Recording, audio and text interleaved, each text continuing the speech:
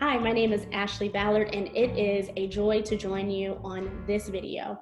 If you had an opportunity to tune in and watch our last video, which we went over the 4 pillars to resolving conflict, in this video, it's kind of a continuation, but an opportunity to talk a little bit about de-escalation and a little bit more about conflict resolution. The reason why I really wanted to take a moment to have this discussion, share these points with you, is because, if we are still surrounded by people and we are not just in isolation truly, and if you especially are not someone who lives alone, these are some tips that can really help you survive all that COVID-19 has brought among us, which is having to stay sheltered in place more often. We're not leaving home as often as we used to. And so, typically in the past, maybe we were going different places and we were able to just take deep breaths and be alone at times, and or maybe that was never your case. But in this moment, I think out of all that we're already experiencing, being reminded and getting some new tips and things that we can use to help us just as we continue to engage and try to keep healthy social connections, I believe what we'll go through today will be helpful to everyone. So when you think about a rubber band, right, and 2 people who are pulling a rubber band, let's think about this type of tension, however, in a conversation and communication that we try to have with another person.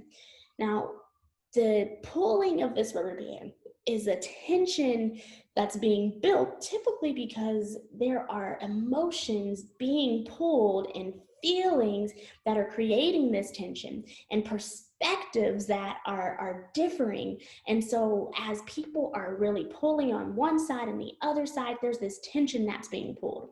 Now, if you've ever, like me, had a moment where you are having a tug of war with someone with a rubber band, you know that the further back both people pull, the more tension that is built. You also know that if someone lets that rubber band go, whoever does, the other person is going to get a pop and is going to sting. That is the same thing that happens when there's tension in our communication, tension in the conversations that we try to have.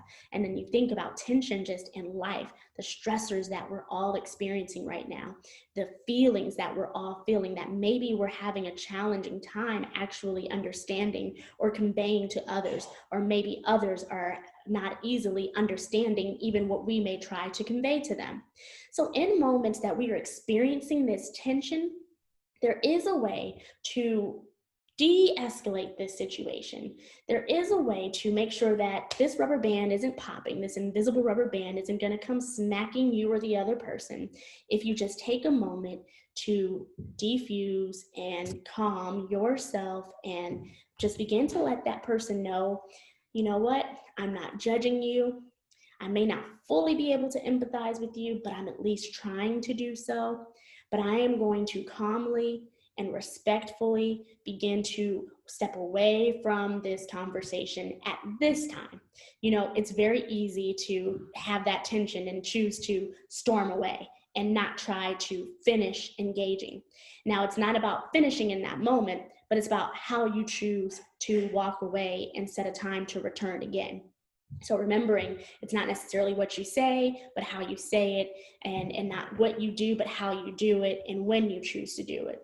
So you do in that time, though, you want to respectfully give them their space, and you go ahead and you take your space as well. You want to make sure that you're not overreacting again in that moment, you're not storming away, and that you're not giving threatening nonverbals, because remember, even when we're silent, our body is talking and making loud statements for us if we're not aware. So you want to just be mindful of the way your body is speaking for you. Now, I do hope some of those points were helpful, but I want to just also share with you 10 a checklist of 10 various steps to keep in mind, or that you can ask yourself to determine whether or not it's safe to return and try to have this conversation with that person again later. Now, this checklist is by one of my favorite authors. Her name is Brené Brown, and she's the author of one of my favorite books called Daring Greatly. These 10 steps are are critical. And it's really, in my opinion, one of the ultimate tools that we can use to help us determine if we're truly ready to avoid conflict, but also engage in resolving this conflict. Like, we don't want to go further. We don't want to add fuel to the fire. We actually want to put the fire out, and we want to do so in a calm, peaceful, respectful manner. Because remember, it's not about avoiding the conflict, but it is about respecting that there is a time and a space when it's best appropriate. And both parties have to be in agreement that this is a good time that works for them. So the first thing for this on this checklist is, I'm ready to sit next to you rather than across from you. Now, that is powerful, because there has to be some love and some like to want to sit next to someone, and not where you just want to sit across from them. To be able to get next to someone again means that there are some walls that have come down and peace is beginning to abide again. The number two is, I'm willing to put the problem in front of us rather than between us. So see, when you can put it in front of you, that means that you can stand together and you can walk towards a resolve, come to a resolution. But if it's still between you, then you might as well, you're going to have that rubber band, and you both are going to be pulling, and somebody again is going to get hurt. So the goal is to put it in front of us, right? And the reason why it's in front of you is because when it's in front of you, then you are still seeking a resolve. You're not putting it behind you and saying, let's forget it. Because if you put it behind you, then it was never actually tackled, and there's a chance that that same situation can occur again. So the goal is to put it in front of you, and together, you use those 4 pillars. Like in the other video, you plan out how you're going to resolve the situation. 3 is, I'm ready to listen, ask questions, and accept that I may not fully understand. If you have seen some of those other videos, then you know the importance of asking these questions to understand, but it's also okay to admit that you may not fully understand. But that's, again, the power of conversation, where you're truly engaging and you're allowing that other person to share with you their experience. And the goal is to work together to come in to understanding. Understanding is not always immediate. Number 4, I want to acknowledge what you do well instead of picking apart your mistakes. That's not being judgmental. That's not criticizing. That's, again, finding those strengths, and you build upon those strengths. And that in itself can make a situation begin to come down when it's heightened, because you're beginning to make yourself aware again of the positive attributes of that person, and you're not focusing on where they may where they're not their best selves. You're going to focus on those things, their greatest character traits and their greatest qualities. Number 6, I can hold you accountable without shaming you or blaming you. So, it's really, in that moment, you're going to use I statements, and you're going to say what it is that you feel that is being done, but you're not going to bring them down. Or you're going to let them know what took place and show them what the effect was, but you're not going to tear them apart, because you know that they're better than what it was that they may have mistakenly done. You know that they are more than any failures that they have experienced. And so you're going to actually help them remember that as well. 7 is, I'm willing to own my part, because, in this conversation or in communication and in conflict, when conflict arises, there is typically 2, just like in a conversation. We have to have one listener and one speaker. This is not a one-sided street. It takes 2 to tango, as we've probably all heard that term before. So then we know that in order for this dance to occur where conflict has arisen, then it's not just them, but it's also me. I have a part that I played in this as well. And 8, I can genuinely thank you for your efforts rather than criticize you for your feelings. Some people don't have an easy time. You may not have an easy time expressing your feelings. So then you want to make sure that you are giving that person the same acknowledgement and respect, and saying, you know what, I'm not going to criticize you. I am going to thank you and be grateful to you for the effort that you are putting into this to try to resolve this conflict with me. I thank you.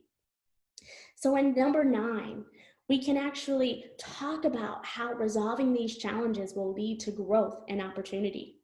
I think that is a powerful moment because, we might in the moment get lost and confused or discouraged, but remind one another, hey, as we continue to move forward, as we continue to try to chip away at this conflict and bring a resolve to the table, then this is going to help us grow. This is an opportunity. Conflict is not necessarily a bad thing. It is an opportunity for growth.